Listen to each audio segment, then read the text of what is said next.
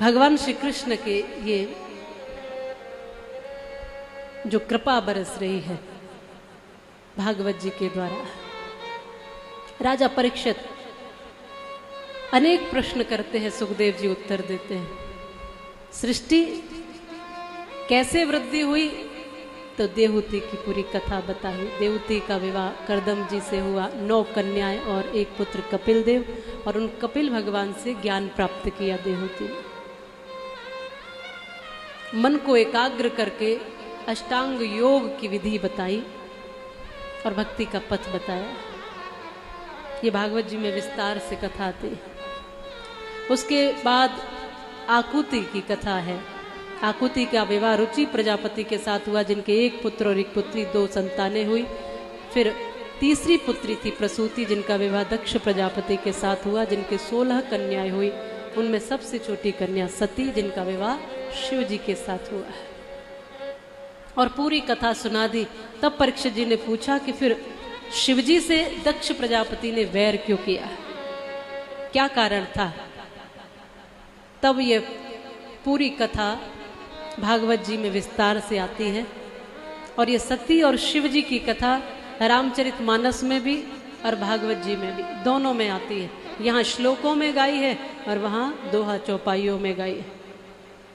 आज हम सब भी भगवान भोलेनाथ को प्रणाम करते हुए उनकी इस पावनी कथा को श्रवण करेंगे। माँ सती और शिव की कथा को श्रवण करेंगे। ये देखेंगे कि भगवान शिव जो कल्याण करने वाले, यह कल्याणम करोति सह शंकरः, जो सबका कल्याण करते हैं, उनसे भी भला कोई ऐसा है जो वैर कर सकता है, बोलो। पर उनसे भी वैर करने वाले थे दक्ष प्रजापति, और कारण था अहम, अहंकार, अकड़। कारण यही था। और अहंकार अकड़ किसकी थी? ऊंचे पद की। बड़ अधिकार दक्ष तब पावा, अति अभिमान हृदय तब आवा। किसकी अकड़ थी? ऊंचे पद की। तो लोगों में कई बार ऐसा होता है कि अगर ऊंचा पद मिल जाए तो अकड़ आ जाती है, अधिक धन आ जाए तो भी अकड़ जाता है व्यक्ति, बल आ जाए तो भी अकड़ जाता है, और कई बार ज्यादा पढ़ लिख जाए, ज्यादा ज्ञान प्राप्त कर ले, कुछ ज्यादा सीख ले तो भी अकड़ जाता है। और इन सबसे ज्यादा खतरनाक जो अकड़ होती है, अभिमान होता है, वो ज्ञान का होता है। बल, धन, ताकत, ये सब तो एक तरफ, लेकिन अगर ज्ञान का अभिमान किसी को हो जाए, ये बहुत खतरनाक है। इसलिए कहा भी है कि ज्ञान का अभिमान ओले की तरह से बह गया, एक अनपढ़ बात हमको यूं पते की कह गया। हो गई है शाम तुझको ए पथिक इस बाग में, खा न पाया आम तू बस पेड़ गिनता रह गया।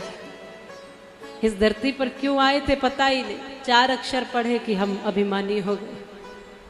और ये अभिमान हमें न विद्वान रहने देता है, न भगवान के निकट रहने देता है। इसलिए अभिमान से मुक्त हो जाओ, अभिमान को आने ही न दो। और कभी अहम आ भी जाए तो देखो उसको, कहीं ऐसा तो नहीं अहंकार आ गया है, वहीं के वहीं सावधान हो जाओ।